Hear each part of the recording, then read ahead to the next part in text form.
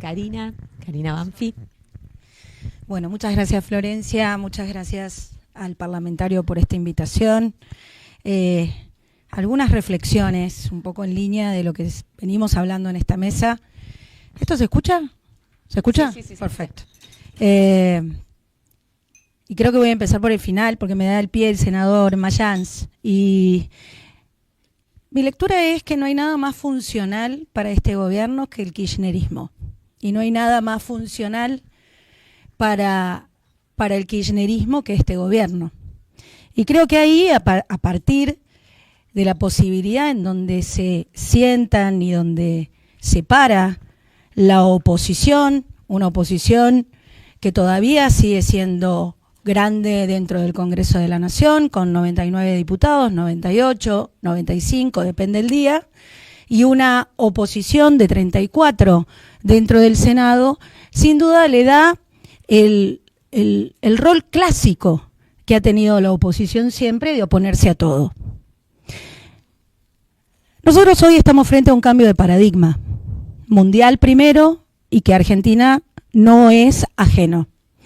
Y en ese contexto es los resultados de la última elección, donde tenemos un presidente que tiene una extraordinaria minoría en ambas cámaras. Por lo tanto, a nosotros, como oposición incluso, vamos a llamarla independiente, y este concepto es un concepto que se usa en otros congresos. Un tipo de oposición que tiene muy claro principalmente cuáles son sus objetivos en términos de la ética de la responsabilidad.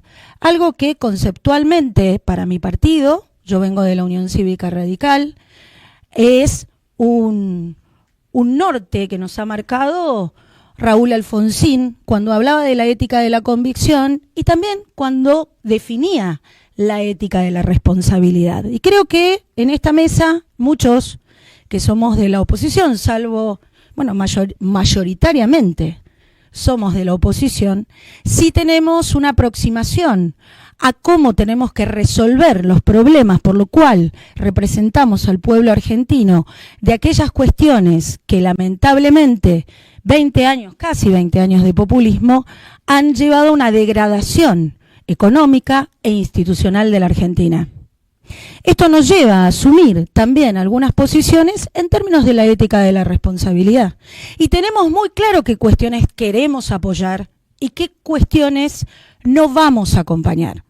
Y creo que el balance del 2024 ha dado muestra de algunas cuestiones con respecto a esto. Por un lado, sin duda, la Argentina votó a un presidente entendiendo cuál era la necesidad económica, donde teníamos y termina la gestión del presidente Alberto Fernández y Cristina Fernández con 3 dígitos de inflación, con una puerta hacia la hiperinflación y con una desorganización económica que venía impulsada de falta de crecimiento en la productividad argentina y que nos generó todo este deterioro del tejido social. En ese aspecto sabemos que tenemos una gran responsabilidad sobre apoyar tipo de medidas que sabemos que pueden impulsar la economía y es ahí donde nos encuentran en esta vertiente diferente que nos propone un gobierno que lo obliga esta minoría parlamentaria al debate y a la concertación. Eso es lo que surgió y es producto del trabajo que llevamos adelante en el Congreso de la Nación con la Ley Bases. Nada más ni nada menos. No hicimos nada extraordinario. Nos pusimos a conversar. Nos pusimos a conversar en el Congreso de la Nación, en donde una ley que ingresó con más de 600 artículos, tuvo la quita de 300 artículos y la reforma de más de 200 artículos. Y esto es producto principalmente del debate y la concertación que logra un oficialismo en minoría con esta oposición responsable e independiente, por sobre todas las cosas, de esta tesis y antítesis que se presenta en la política, una tesis de un Estado presente, omnipresente, enorme y bobo, con respecto a una antítesis que propone este gobierno, que es achicar el Estado.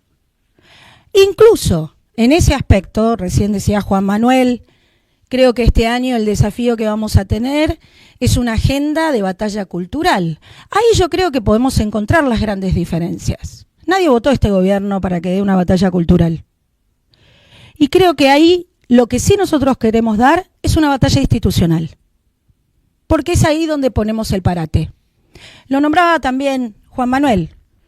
Cuando vino el DNU de los 100 millones de fondos para la CIDE, por primera vez, histórica vez, fue rechazada por ambas cámaras. No hubo ningún otro DNU que fue rechazado. Y la verdad no fue muy difícil buscar esa posición. La falta de presupuesto es una afectación a la institucionalidad.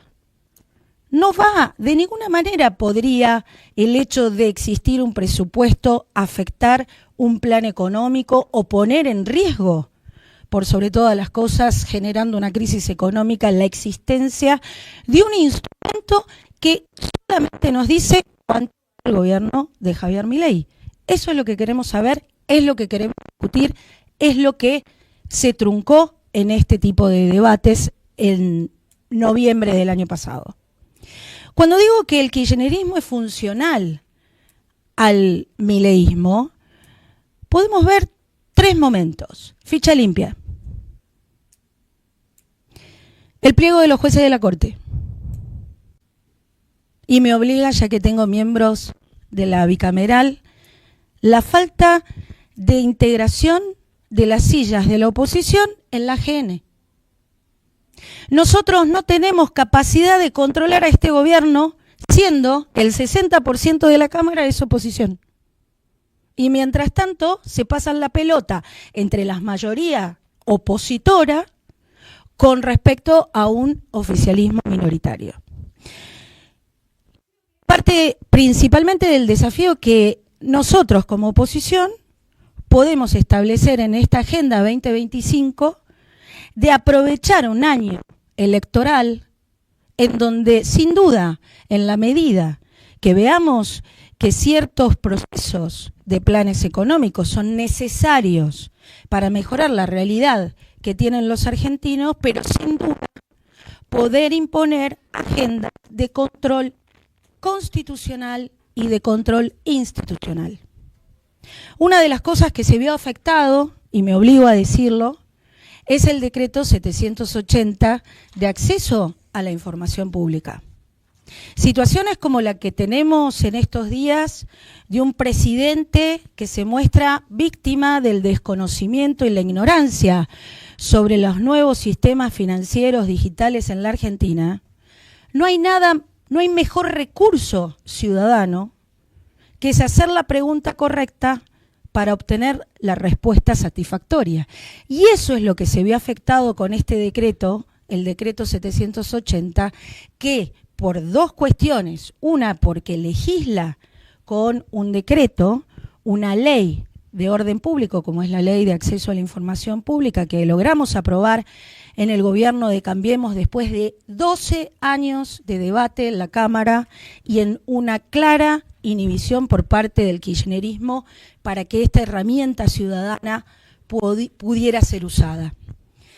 Por lo tanto, nosotros hoy estamos esperando la resolución judicial de la inconstitucionalidad de este decreto para derogarlo también. Creo que avances como los que logramos en materia electoral con respecto a la boleta única papel es sinónimo justamente de esto que les estoy diciendo.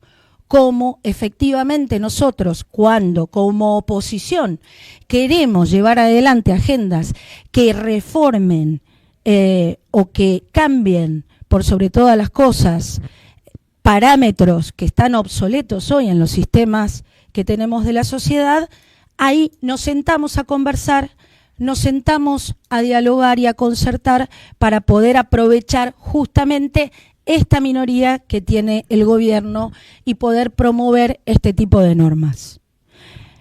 Con respecto a las PASO, yo quiero decir también que es parte de la funcionalidad. Y con esto voy a cerrar. Un minutito, sí.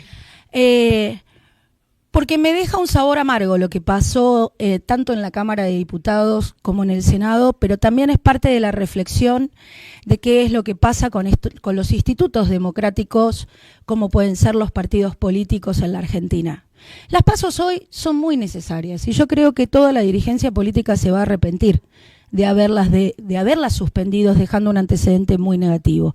Entendiendo que hoy compiten frentes electorales y que hay una mala lectura con respecto a cómo nos posicionamos dentro de los nuevos espectros de competitividad y de asociación que tenemos en la política. Creo que, lamentablemente, la opinión pública con la que el presidente juega mucho entiende las PASO como un instrumento totalmente viciado por el populismo durante 20 años, en donde efectivamente cada vez que hay un año electoral, al bien estilo populista, que nos generó el kirchnerismo, todo queda subsumido a las necesidades del Estado o de quienes gobiernan en ese momento.